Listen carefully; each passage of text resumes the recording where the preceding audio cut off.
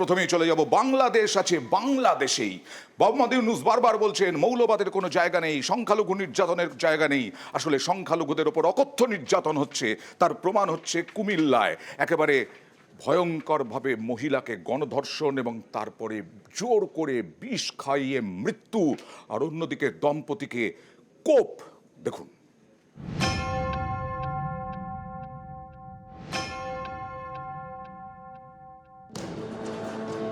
উত্তাল বাংলাদেশ, কট্টরপন্থীদের নিশানায় সংখ্যালঘুরা। এবার সংখ্যালঘু মহিলাকে গণধর্ষণ করে খুনের অভিযোগ। নির্যাতিত মহিলা এলাকার জনপ্রতিনিধি ছিলেন। বাংলাদেশের যশোরের নড়াইলের এই ঘটনা ঘিরে জোর শোরগোল। অভিযোগ, গত মঙ্গলবার বছর 50-এর মহিলাকে গণধর্ষণ করা হয়। তারপর মহিলার মুখে বিষ ঢেলে দেয় দুষ্কৃতীরা। তাকে যশোরের জেনারেল হাসপাতালে ভর্তি করা হয়, কিন্তু শেষ রক্ষা হয়নি। বৃহস্পতিবার মারা যান নির্যাতিতা। এই ঘটনায় মূল অভিযুক্ত ফারুক মোল্লাকে পাকড়াও করেছে পুলিশ। গুরুত্ব সহকারে দেখা হয়েছে, আমাদের ডিপার্টমেন্ট ব্যাপক গুরুত্ব সহকারে দেখছেন এবং এটা আমিও গুরুত্ব সহকারে নিয়ে এই ব্যাপারে ব্যাপক তদন্ত অনুসন্ধান আছে এবং ইতিমধ্যে আমরা একজনকে আটক করেছি এবং আরো মোটামুটি এর সাথে যারা জড়িত পাবো এবং ঘটনার সূত্রতা থেকে আমরা আরো আটক করবো এবং খুব দ্রুত এটা সলভ হবে ইনশাল্লাহ।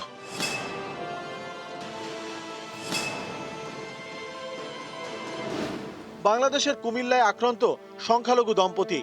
অভিযোগ, এখানকার দেবিদারের সংখ্যালঘু পরিবারের উপর হামলা চালায় কট্টরপন্থীরা।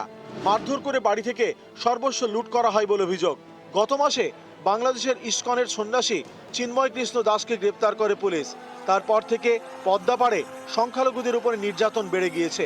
বাড়িতে হামলা, ধর্মীয় স্থানে হামলা, পুরোহিত খুন, এমন ভুরি ভুরি অভিযোগ। সংখ্যালঘুদের নিরাপত্তা নিয়ে বাংলাদেশের তদারকি সরকারকে কড়া বার্তা দেয় আমেরিকার প্রশাসন। তারপরেও বাংলাদেশে বন্ধ হয়নি সংখ্যালঘু নির্যাতন, মারধর, লুট, গণধর্ষণ, খুন। বাংলাদেশ আছে বাংলাদেশেই। নিউজ 18 বাংলা। বিষ জোর করে মুখে ঢেলে খুন করাও হলো ওই সংখ্যালঘু মহিলাকে। নিহত ওই সংখ্যালঘু মহিলার ছেলে কি বলছেন দেখুন। আমার মারে ডেকে নিয়ে গিয়ে ওনারা পরিকল্পিতভাবে ধর্ষণ করেছে। 2 লাখ টাকা চান্দা ধরেছে যে তুই যদি 2 লাখ টাকা চান্দা না দিস তাহলে তোকে সব ফ্যামিলি শেষ করে দেবো। মা কষ্ট আমি লোকের কাছে বলে দেবো, ওরে জোর করবে।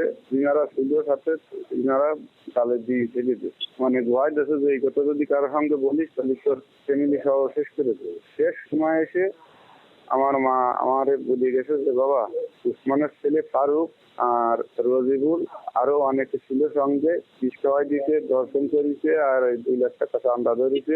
এই বলে আমার মা আমার হাতে ধরে ট্রান্সফার করি। ইউনূস সরকারের এখন টার্গেট শেখ হাসিনা। 1 বছরের মধ্যে বিচার, 1 বছরের মধ্যেই হাসিনার বিচার চায় তারা। বিচার প্রক্রিয়ায় কাটছাঁট ইউনূস সরকারের। আওয়ামী লীগ নেতাদের শুনানিতে কাটছাঁট। কথা বলবো প্রতিনিধি মৈত্রেয়ীর সঙ্গে। মৈত্রেয়ী, কাটছাঁট বলতে কি বোঝানো হচ্ছে? দেখো, সাধারণভাবে কোনো শুনানির সময় একটি নির্দিষ্ট সময় দেওয়া হয় অভিযুক্তদের। সাধারণভাবে সেটা 3 মাস দেওয়ার কথা থাকলেও আওয়ামী লীগের নেতাদের জন্য সেই সময় 1 মাস দেওয়া হচ্ছে। অন্যদিকে যেখানে জামাতের যারা নেতারা রয়েছে তারা 3 মাস যেখানে সময় পান, সেখানে আওয়ামী লীগের নেতাদের 1 মাস সময় দেওয়া হচ্ছে। এবং আইন উপদেষ্টা এদিন একটি অনুষ্ঠানে উপস্থিত হয়েছিলেন ঢাকার, এবং সেই অনুষ্ঠানে উপস্থিত হয়ে তিনি জানান যে হাসিনা সরকারের বিরুদ্ধে 1 বছরের মধ্যেই তারা বিচার প্রক্রিয়া সম্পন্ন করতে চাইছেন। অর্থাৎ নতুন ভাবে তাদের যে বিজয় দিবস, সেটা 1 বছরের মধ্যেই বিজয় দিবসের যে সেলিব্রেশন হবে সেটা শেখ হাসিনাকে শাস্তি দেওয়ার মাধ্যমে হবে বলে তিনি জানিয়েছেন।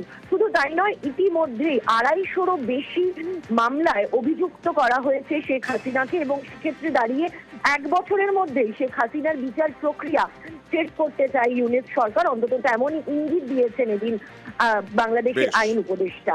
তাহলে গণতন্ত্র আছে, এই প্রশ্নটা উঠছে, কোথায় গণতন্ত্র?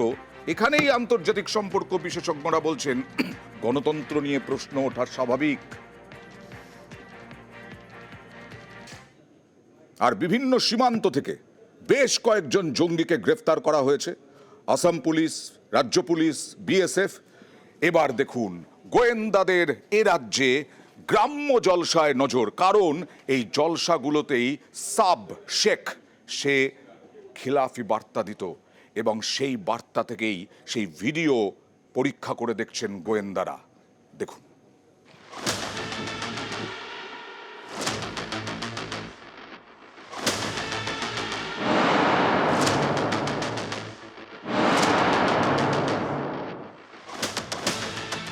কদিন আগেই এসএমএসটিএফ এর হাতে গ্রেফতার হয় বাংলাদেশের জঙ্গি মোহাম্মদ সাদ রাডি ওরফে সাব শেখ। মুর্শিদাবাদের হরিহরপাড়া থেকে গ্রেফতার হয় আনসারুল্লাহ বাংলা টিমের 2 জঙ্গি আব্বাস আলী এবং মিনারুল শেখ। সময় যত এগোচ্ছে সামনে আসছে চাঞ্চল্যকর সব তথ্য। তদন্তকারীরা জানতে পেরেছেন জঙ্গি নিয়োগে গ্রাম্য জলসায় সক্রিয় এবিটি। এই সব জলসায় জিহাদি সংগঠন তৈরির বার্তা দিত সাব শেখ। জলসায় জঙ্গি যুগের প্রমাণ গোয়েন্দাদের হাতে। এমন নানা জলসার ভিডিও ফুটেজ খতিয়ে দেখছেন তদন্তকারীরা। গোয়েন্দাদের সন্দেহ শুধু মুর্শিদাবাদ নয়, অন্য জেলার গ্রাম্য জলসাতেও জঙ্গি বার্তা দিত সাব শেখরা। এই সাব শেখকে কয়েকদিন আগেই কেরল থেকে গ্রেফতার করে আসাম এসটিএফ। তারপরেই প্রকাশ্যে আসে বাংলাদেশি জঙ্গির ভারতীয় ভোটার কার্ডের বিস্ফোরক তথ্য। জানা যায় সাবের নামে রয়েছে 2টি ভোটার কার্ড, একটি মুর্শিদাবাদের হরিহরপাড়ার ঠিকানায় আর একটি নওদার ঠিকানায়। কিন্তু এসব হলো কিভাবে? গাফিলতিতে এই জঙ্গির জোড়া ভোটার কার্ড। নির্বাচন কমিশনের রিপোর্ট জমা মুর্শিদাবাদ প্রশাসনের। সরকারি কর্মীদের গাফিলতির কথা উল্লেখ রিপোর্টে। গাফিলতিতে জড়িতদের চিহ্নিত করে দেওয়া হয়েছে রিপোর্ট। শুক্রবারই আসাম এসটিএফ এর হাতে ধরা পড়ে আরেক এবিটি জঙ্গি শাহিনুর ইসলাম। তাকে জেরা করেও একের পর এক চাঞ্চল্যকর তথ্য পেয়েছেন গোয়েন্দারা। জানা গেছে ধৃত বাংলাদেশি জঙ্গি সাব শেখের ঘনিষ্ঠ শাহিনুর ইসলাম। শাহিনুর ইসলাম এবিটি জঙ্গি সাব শেখের ডান হাত। অনলাইনে জঙ্গি নিয়োগ করত শাহিনুর, সোশ্যাল সাইটে জিহাদি বার্তা দিত সে। গোয়েন্দারা আরও জানতে পেরেছেন ধৃত জঙ্গি আব্বাস আলীর হরিহরপাড়ার মাদ্রাসাতেও গিয়েছিল শাহিনুর ইসলাম। সেখানেও শাহিনুর জিহাদের পাঠ দিত বলে জানতে পেরেছেন তদন্তকারীরা। আসাম এসটিএফ এর জালে আনসারুল্লাহ জঙ্গি শাহিনুর ইসলাম। শাহিনুরের কাছে 2টি বই উদ্ধার করে আসাম পুলিশ। তার মধ্যে একটি নাজিবুল্লাহ হাক্কানির লেখা। জামাতুল মুজাহিদিনের জঙ্গি নেতা নাজিবুল্লাহ হাক্কানি। নাজিবুল্লাহ হাক্কানির বই পড়ানো হয় জঙ্গি প্রশিক্ষণে। 2020 সালে কলকাতা পুলিশের জালে ধরা পড়ে নাজিবুল্লাহ। নিউজ 18 বাংলা। এই জঙ্গি সাব শেখের দুটো ভোটার কার্ড, আর এই দুটো ভোটার কার্ডে গাফিলতির প্রমাণ মিলল। দুটো ভোটার কার্ড হয় কোত্থেকে? সরকারি কর্মচারী, সরকারি কর্মী যারা নির্বাচন কমিশনের আন্ডারে যখন কাজ করতেন সেই সময়ের গাফিলতি মুর্শিদাবাদ প্রশাসন একেবারে নির্বাচন কমিশনে রিপোর্ট জমা দিল।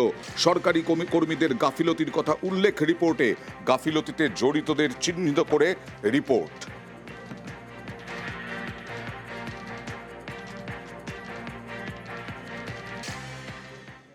হের জালে 3 বাংলাদেশি।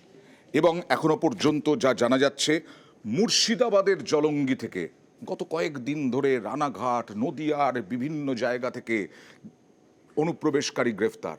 এদিকে এখান থেকে বাংলাদেশে যাওয়ার পথেও গ্রেফতার। সতর্ক আছে বলেই পাসপোর্ট থেকে আরম্ভ করে বিভিন্ন জিনিস ধরে কলকাতা থেকেও গ্রেফতার করা হচ্ছে অনুপ্রবেশকারীদের, দাবি police commissioner Manoj ভার্মার।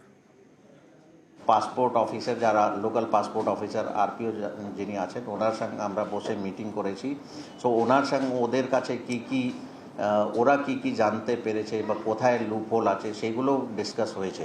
About the hotels, lodges and all other places যেখানে বাইরে থেকে লোক এসে থাকেন তার উপর আমাদের বিশেষ নজরদারি আছে। অ্যান্ড ওখানে কি দেখতে হবে তার জন্য ডিটেল গাইডলাইন্স বহুবার আমরা আমাদের অফিসারদেরকে বলেছি। স্পেশালি পাস্ট এক্সপিরিয়েন্স আমাদের কোথায় কি ভুল হয়েছিল এইগুলো ডিটেলসে বলে দেওয়া হয়েছে। And we are keeping A watch.